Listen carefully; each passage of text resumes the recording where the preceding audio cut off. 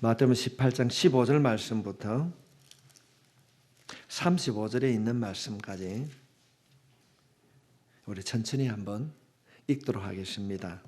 시작. 내 형제가 죄를 범하거든 가서 너와 그 사랑과만 상대하여 권고하라.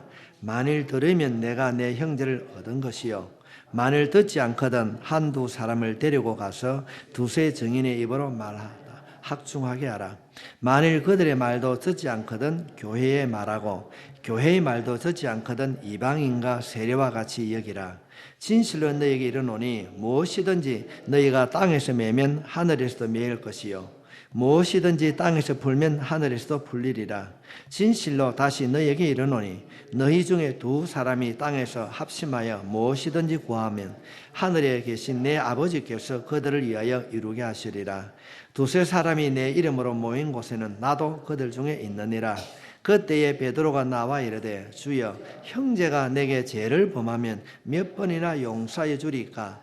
7번까지 하오리까? 예수께서 이르시되 내게 이르노니 7번뿐만 아니라 7번을 70번까지라도 할지니라. 그러므로 천국은 그 종들과 결산하려는 어떤 임금과 같으니 결산할 때에 10,000달란트 빚진 자 하나를 데려오매 갚을 것이 없는지라 주인이 명하여 그의 몸과 아내와 자식들과 모든 소유를 다 팔아 갖게 하라 하니 그 종이 엎드려 절하여 이르되 내게 참으소서 다 갚으리다 하거늘 그 종의 주인이 불쌍히 여겨 놓아보내며 그 빚을 탕감하여 주었더니 그 종이 나가서 자기에게 100데나리온 빚진 동료 한 사람을 만나 붙들어 목을 잡고 이르되 빚을 갚으라 하매 그 동료가 엎드려 간과히 이르되 나에게 참아주소서 갚으리다 하되 허락하지 아니하고 이에 가서 그가 빚을 갚도록 오게 가두거늘 그 동료들이 그것을 보고 몹시 딱하게 여겨 주인에게 가서 그 일을 다 알리니 이에 주인이 그를 불러다가 말하되 악한 종아, 내가 빌리기에 내가 내 빚을 전부 탕감하여 주었거늘 내가 너를 불쌍히 여긴과 같이 너도 내 동료를 불쌍히 여김이 마땅하지 아니하냐 하고 주인이 노하여 그 빚을 다 갚도록 그를 옥졸에게 넘기니라. 너희가 각각 마음으로부터 형제를 용서하지 아니하면 나의 하늘 아버지께서도 너희에게 이와 같이 하시리라. 아멘. 오늘 이 시간에 예배를 드리는 여러분 모두를 주님의 이름으로 축복합니다. 여러분들의 앞으로 삶이 잘 될 줄 믿습니다. 너희의 믿음대로 될지니라. 우리의 믿음이 어떤 믿음입니까? 예수님이 우리의 주인이 되심을 믿는 믿음이 우리의 믿음이 된 줄 믿습니다. 저는 말씀을 전하기 전에 먼저 여러분들에게 한 가지 질문을 하고 싶습니다. 여러분 보고 싶은 사람이 있습니까? 보고 싶은 사람, 아니면 미워하는 사람이 있습니까? 보기 싫은 사람이 있습니까? 우리 오늘 말씀을 전하기 전에 한번 우리가 잠시 생각해 봐야 됩니다. 내가 보고 싶은 사람이 누구일까? 예를 들면은 내가 돌아가신 우리 엄마가, 우리 아버지가 보고 싶고 그립다. 그렇다고 한다면 여러분의 자녀도 여러분을 보고 싶어하고 그리워할 줄 믿습니다. 그렇다고 한다면 내가 내 엄마, 내 아버지를 보고 싶어하는 것처럼, 내 부모를 그리워하는 것처럼 누군가 내 자식이 나를 보고 싶어하고 그리워한다면 내가 어떻게 살아야 될 것인가? 어떻게 살아야 되겠습니까? 오늘 본문은 우리들이 말씀하고 있습니다. 제목을 보면은 동료는 사랑의 대상이다, 그렇게 말하고 있는데, 우리 집사님 부부간에 앞자리 착 앉아 보기 좋지, 그지요? 축복합니다. 우리 한번 박수 한번 쳐줍시다. 얼마나 좋겠습니까? 정씨가, 종하나, 정수가, 미수가, 영수가 우리 집사님 자녀입니다. 내가 너희 엄마, 너희 아버지가 죽고 난 뒤 울기보다는 현재가 너희들을 그리하는 부모로 낳고 싶구나. 할 수만 있다면 예수 안에서 만나는 자녀가 되기를 원합니다. 이것이 우리 믿음의 고백이 될 때에 우리의 작은 신음에도 응답해 주신 하나님께서 그대로 이루어 주실 줄 믿습니다. 이 시간에 말씀을 듣기 전에 여러분 눈을 감고 오른손을 들고 마음속으로 여러분의 자녀의 이름을 부릅시다. 하나님, 이 시간에 오늘 말씀을 듣기 전에 내 자녀를 축복하며 기도합니다. 들으시는 하나님, 내 자녀를 축복해 주십시오. 믿음 안에 큰 자로 하나님 다듬어 주십시오. 이 마음으로 우리 오른손을 들고 오늘 우리가 잠시 기도하면서 여러분의 자녀의 이름을 한 사람 한 사람 부르며 기도하겠습니다. 주여! 하나님 아버지, 하나님 아버지, 이 시간 주님 말씀을 듣기 전에 자녀들 위하여 주여 기도합니다. 하나님 아버지, 도와주십시오. 험난한 세상을 살아갈 때에 저들이 믿음 안에 성령에 살아갈 수 있도록 실족지 않도록 아픔과 고통을 만나지 않도록 피할 길을 열어 주시옵소서. 아버지, 아버지 도와주십시오. 아버지 도와주십시오. 하나님 아버지, 비록 지금은 믿음의 길에 떠나 있지만은 기도하면은 돌아오게 해주실 줄 믿습니다. 성령으로 채워주시고 다듬어 주시옵소서. 날마다의 우리의 삶이 주여 자녀들을 향하여 부르며 주님 기도하는 자들 되게 해주시옵소서. 세상의 것 때문에 주님 잃어버리고 놓쳐버리고 그렇게 살지 않도록 하나님의 신이 역사해 주시옵소서.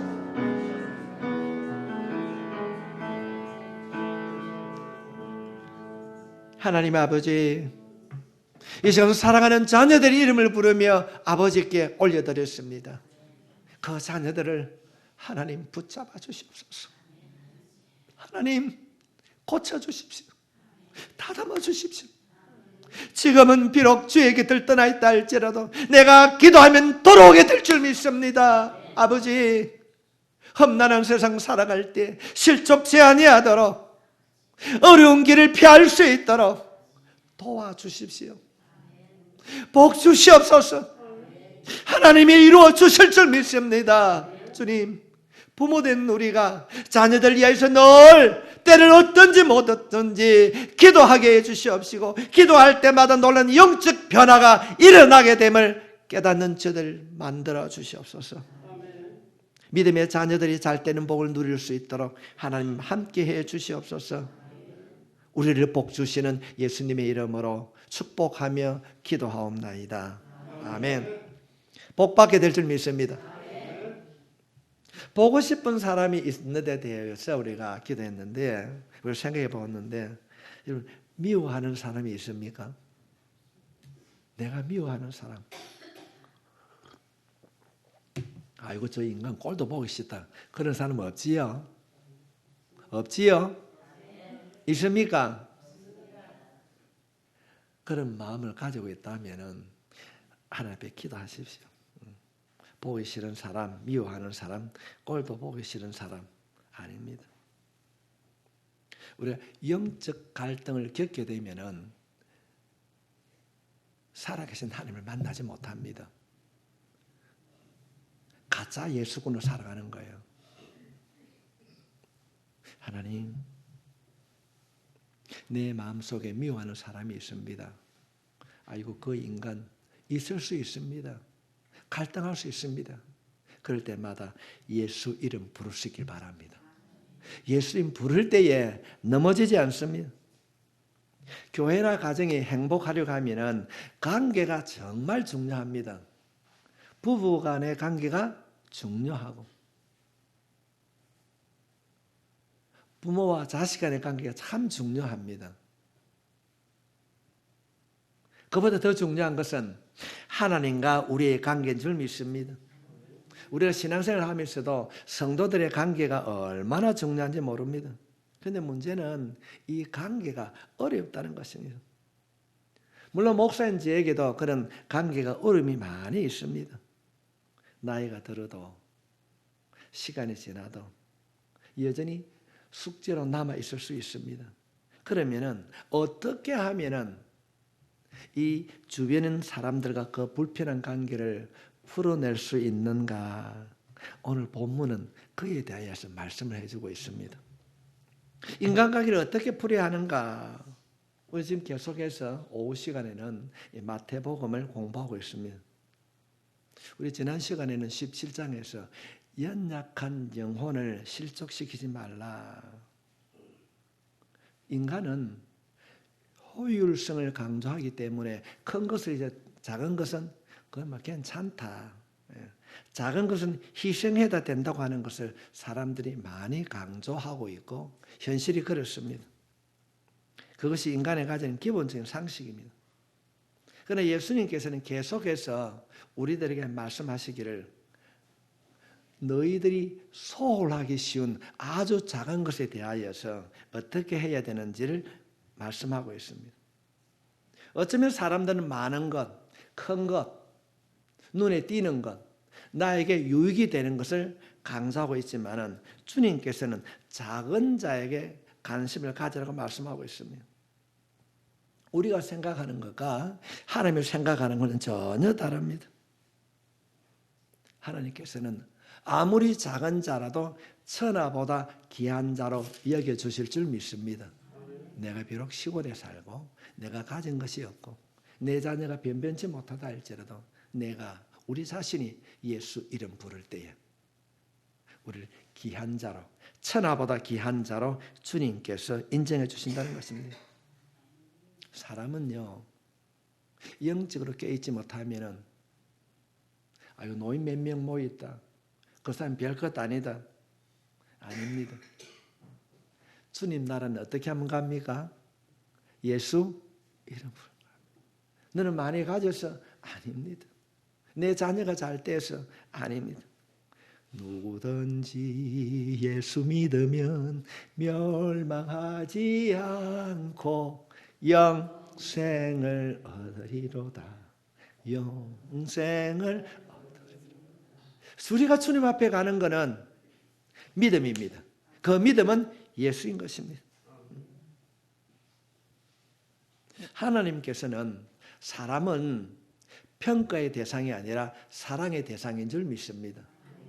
여러분들이 누군가를 사랑하게 될 때에 여러분을 향한 하나님의 사랑을 깨닫게 될 줄 믿습니다. 사람들은 어떤 상황에 따라서 평가합니다. 그리고 판단합니다. 어떤 영적인 시각으로 바라보는 것이 아니라 육적인 시각으로 판단하고 평가합니다.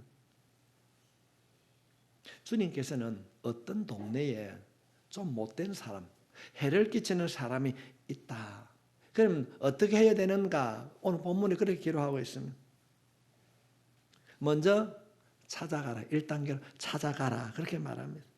찾아가서 그래 하면 안 된다고 권고를 하라고 합니다. 그런데도 그가 말을 안 듣습니다. 그럼 포기할까요? 오늘 말씀에 보면 또다시 찾아가서 권고를 하라. 이야기해라. 그래도 말을 듣지 아니하면 혼자 가지 말고 2명이나 3명을 데리고 가서 이야기해라 합니다. 첫 번째는 1대1로 가라고 합니다. 왜냐하면 그 사람의 허물이 다른 사람이 드러날 수 있기 때문에 먼저 혼자 가서 권고하고 이야기하고 그래도 안 되면은 2-3사람 더 데리고 가서 이야기를 해라고 그렇게 말합니다. 이제 처음 만날 때는 이제 1대1로 만난다고 한 것은 주관적인 만남이고 또 다른 사람하고 같이 만난다고 하는 것은 객관적인 만남입니다. 그래도 돌아서지 아니하면은 공동체, 예를 들어 우리 교회 안에 어떤 사람이 타락하고 또 믿음을 잃어버렸을 때 먼저 한 사람이 가서 권고하고 또 어디 2명, 3명이 가서 권고하고 그래도 듣지 아니하면 교회가 가지고 있는 교회 법에 따라서 다시 한번 권고해봐라. 그래도 듣지 아니하면 그때 결정을 내려도 된다. 그렇게 말합니다. 그런데 중요한 것은 할 수 있는 한 모든 노력을 다 하고 판단은 너가 하지 말고 주님 앞에 맡겨라. 할렐루야. 주님께서 이 말씀을 통하여서 죄에 대하여서 어떤 신앙에 대하여서는 단호하게 하지만은 그렇지 않다면은 그 영혼이 실족하지 않도록 최선을 다하는 겁니다. 그래서 어떤 일들을 이루어가는 그 과정은 혼자 그렇게 행하지 말고 신중하게 교회 안에서 행해야 된다. 우리 한국에는 법에는 3심제가 있습니다. 첫 번째 지방법원에서 해서 안 되면 어디 갑니까? 고등법원에 갑니다. 고등법원에서 안 되면 대법원에 가는 그 3심제가 있습니다. 오늘 성경에 있는 말씀은 약자를 배려하라는 겁니다. 배려해라. 이것이 믿는 자들이 한 사람을 어떻게 대해야 되는가, 믿는 자들의 태도를 말씀하고 있습니다. 오늘 본문은 주님께서는 우리들에게 아주 하찮은 사람이라 할지라도 포기하지 말라 그렇게 말하고 있습니다. 한 달에 한 번쯤 우리 교회 2번인가 왔는데 서울서 내려왔다고 말하는 사람이 있어요. 오면 돈 받아가려고 어느 꼴배기 같은 청년이 있어요. 우리 전사님 아침에 주일 아침에 오면 그럽니다. 목사님 그 청년 왔는데요. 말 오겠습니까? 돈 얻으러 오는 거예요. 그러냐 야 임마 니 또 내한테 사기치러 왔나? 그렇지 않습니까? 말 못합니다. 차도 주고 때로는 우리가 오늘 구제헌금을 주기도 합니다. 그러나 하나님께서 그 한 영혼을 우리가 귀하게 여길 때에 그 이후에 일어나는 일들은 하나님께서 이루어 주실 줄 믿습니다. 그런데 정말로 그렇게 하기 쉽습니까? 어렵습니다. 현실은 참 어렵습니다. 그런데 우리 주님은 마태복음 18장 19절 말씀을 보면 이렇게 약속하고 있습니다. 진실로 다시 너희에게 이르노니 너희 중에 2사람이 땅에서 합심하여 무엇이든지 구하면 하늘에 계신 내 아버지께서 그들 위하여 이루시게 하시리라. 2-3사람이 내 이름을 모인 곳에는 나도 그들 중에 있느니라. 내 혼자인 것 같지만은 어떻게 해야 되지? 아닙니다. 우리 주님은 어디든지 우리와 함께 주실 줄 믿습니다. 어떤 일을 결정하고 판단할 때 내 혼자가 아니라 하나님이 함께 한다는 사실을 여러분 꼭 기억할 수 있길 바랍니다. 관계라고 하는데 왜 관계 속에서 갈등하게 되는가? 한번 생각해 보면은 나라고 하는 존재가 너무 크다는 겁니다. 모든 중심에 나라는 존재가 있게 되면은요 갈등하게 됩니다. 말 한마디에 뭘 그렇게 섭섭히 생각합니까? 이 악한 영이 섭섭하다고 하는 것을 마음속에 쿡 집어 여면은 그냥 그렇게 짜증내고 그래 합니다. 남남이 모여서 부부가 되지 않습니까? 그런데 부부싸움 왜 합니까? 자신을 안 알아주기 때문에 다투는 거예요. 왜 자녀에게 섭섭한 마음이 생깁니까? 모든 걸 다해서 키웠는데 작은 것 하나 때문에 섭섭하게 생각하기 때문에 자녀에 대한 미움이 있고 갈등이 있는 겁니다. 오늘 말씀을 듣는 사랑하는 성도 여러분, 이 말씀을 통하여서 여러분 가정 내에 여러분 관계 속에 있는 모든 섭섭함이 해결될 수 있길 바랍니다. 내 생각이 앞서기 때문에 갈등하는 것입니다. 예수를 믿는다고 말은 잘합니다. 그런데 갈등하는 거예요. 왜냐하면 예수님과의 가르침 나오는 전혀 무관하게 살아가기 때문에 그렇습니다. 내가 이렇게 살고 내가 이렇게 알고 있는데 자신의 지식이나 경험을 가지고 판단하고 평가하기 때문에 상대방에게 선한 감정을 주기도 하고 받기도 한다는 것입니다.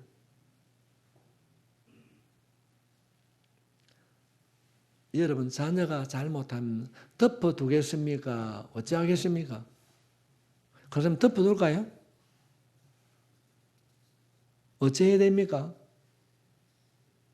자녀가 잘못하면 어떻게 합니까? 덮어야 됩니다. 덮고 그냥 있는 것이 아니라 기도해야 됩니다. 내 방법, 내 감정 내려놔 놓고 하나님 이놈이 이렇게 말을 안 듣는데 어떻게 해야 됩니까? 주님 앞에 구하고 주님 앞에 눈물로 흘릴 수 있기를 바랍니다. 우리가 사무엘서를 딱 열게 되면은 어떻습니까? 아니, 본 부인도 아닌 여자가 한나를 그렇게 핍박하지 않습니까? 그럴 때 한나가의 대적은 요거 봐라 말하지 않습니다. 하나님 앞에 통곡하며 기도한 줄 믿습니다. 우리가 예수 믿는 사람 아닙니까?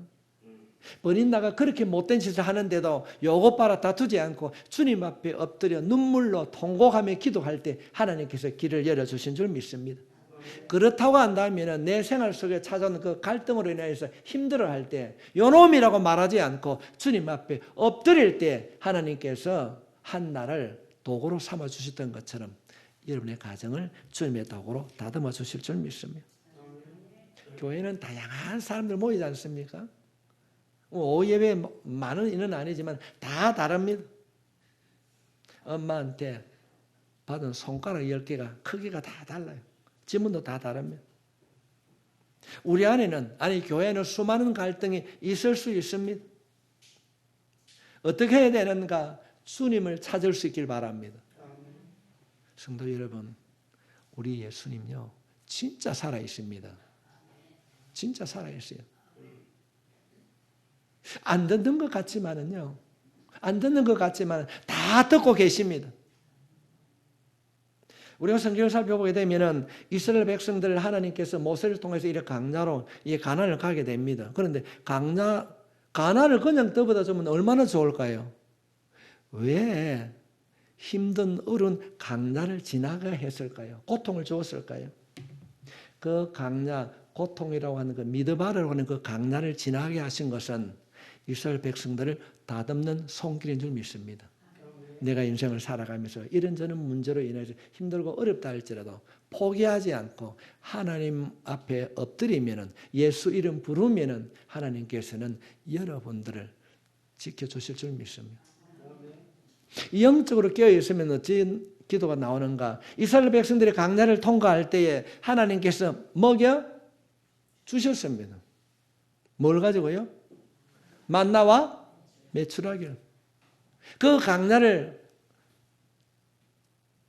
성지순례 가보면 얼마나 강나가 첫방을 모릅니다. 그런데 어디를 봐야 됩니까? 어디가 동서남북인지 모릅니다. 하나님이 말합니다. 가거라 했는데 몰라요. 어디로 갈까 했을 때 하나님께서는 낮에는 구름 기둥으로 밤에는 인도해 주신 줄 믿습니다. 그 하나님이 누구라고요? 아버지인 줄 믿습니다. 강나와 같은 인생을 살아갈 때 때로는 낙심이 되고 때로는 힘들어서 포기하고 싶다 할지라도 이스라엘 백성들을 강나에서 구름 기둥으로 불 기둥으로 인도해 주시던 주님 내 삶도 인도해 주실 줄 믿습니다. 하나님 어떻게 먹고 살아야 됩니까? 변변한 직장도 없고 어떻게 해야 됩니까? 현실을 바라보고 낙심하는 자가 아니라 그 강나에서 만나와 메추라기를 통하여서 먹이시던 주님이 우리의 아버지신 줄 믿습니다. 내가 이런 문제, 이런 힘든 일이 있다 할지라도 아버지 하나님 만나와 메추라기를 통하여서 이스라엘 백성들을 먹이시고 해달의 가족으로 입히셨던 것처럼 내 삶을 인도해 주실 줄 믿습니다. 하나님, 정말로 내가 믿습니다. 이것이 말씀을 붙잡는 우리의 믿음의 기도가 되어질 때 하나님께서는 여러분을 도와주실 줄 믿습니다. 교회 안에는 다양한 사람이 모이기 때문에 갈등할 수 있습니다. 그러나 그때마다 그들을 향하여서 힘들고 어려울 때마다 포기하거나 판단하나 평가하는 자가 아니라 하나님 앞에 기도하는 마음으로 기다릴 수 있길 바랍니다. 주님 말씀. 그런 얘기를 하는데 가만히 듣고 있던 베드로가 가만히 듣습니다. 이게 무슨 말이고? 주님 그게 무슨 말이요? 내가요 어떻게 해야 됩니까? 그럴 때에 이 질문을 뭐라고 한가 하면은 21절 말씀을 보면은 베드로가 이런 질문을 합니다. 내가 언제까지 뭘 해야 됩니까? 했을 때에 주님께서 베드로의 그 질문을 받고 예수께서 이르시되 내게 이르노니 7번뿐만 아니라 7번을 70번까지도 용서해 주라. 예수님 내가 몇 번까지 해줘야 됩니까? 그랬을 때 주님이 말씀하신 거예요. 죄를 짓게 되면은 죄의 대가를 치르는 것이 당연한 율법의 가르침입니다.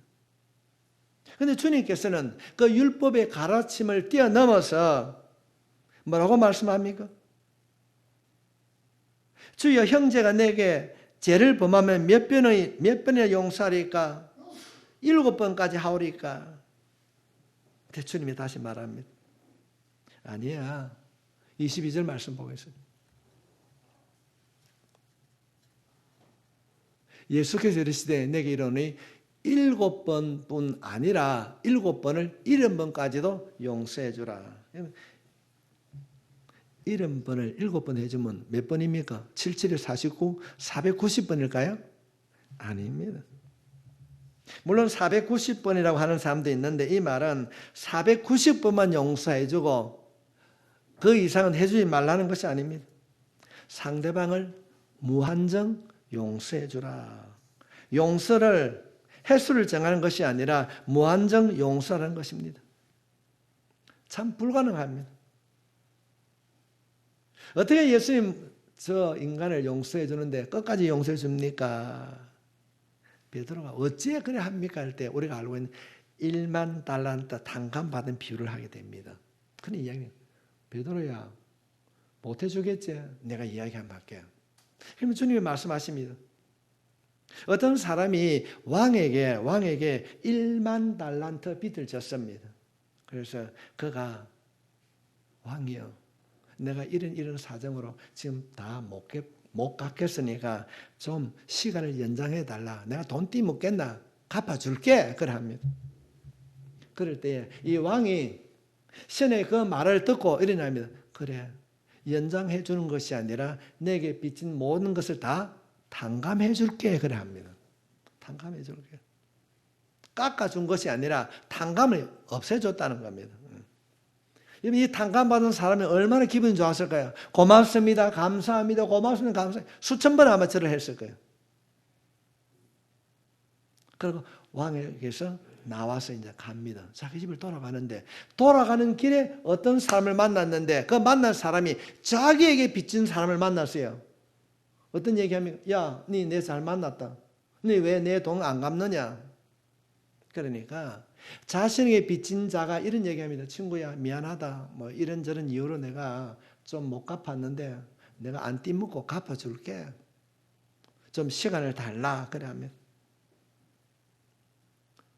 그러니까 이 친구가 왕의 신하가 뭐라고 하면 야 지금까지 안 갚았는데 네가 언제 내 돈 갚는다 말하고 너는 사기꾼이야. 그래서 법에 고발을 해가지고 감옥에 이었습니다. 지금 갚지 않았는데 어떻게 네가 갚을 수 있느냐 그런 이야기입니다. 주변의 사람들이 그 사건을 쭉 보고 이랍니다.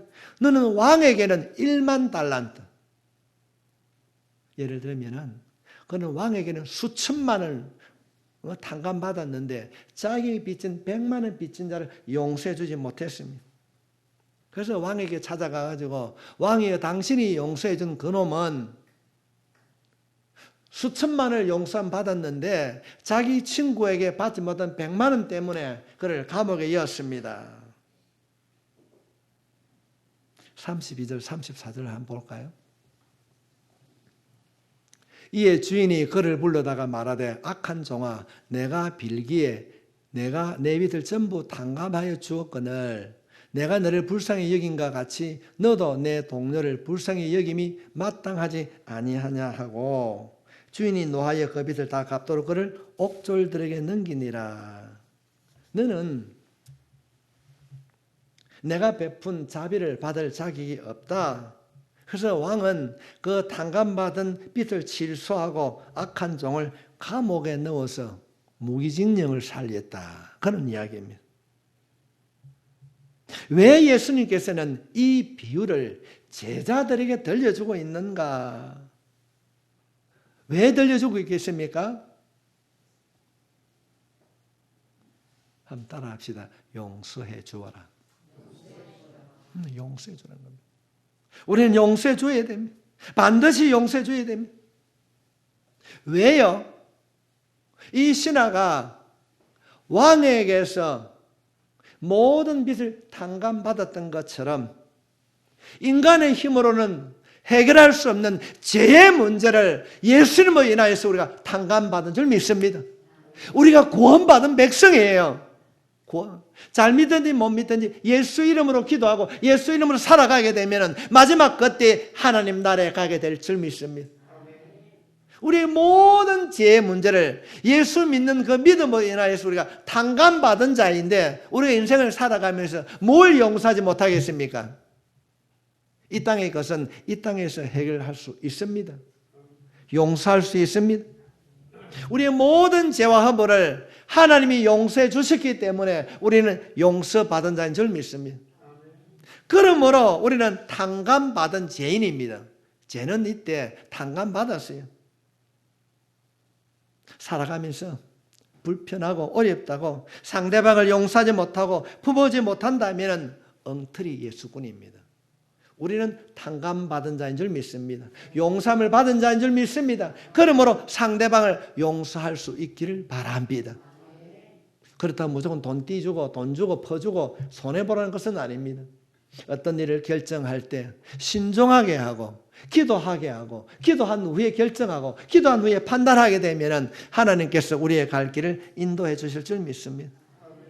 뭘 하든지 내가 하나님 앞에 용서받은 자라는 것을 꼭 기억할 수 있기를 바랍니다. 오늘 이 말씀을 통하여서 우리의 삶에 불편한 관계가 있다면 먼저 용서하고 먼저 다가가서 손잡고 먼저 배려할 수 있는 예수 믿는 참된 예수군 되시기를 주님의 이름으로 축복합니다. 축복합니다.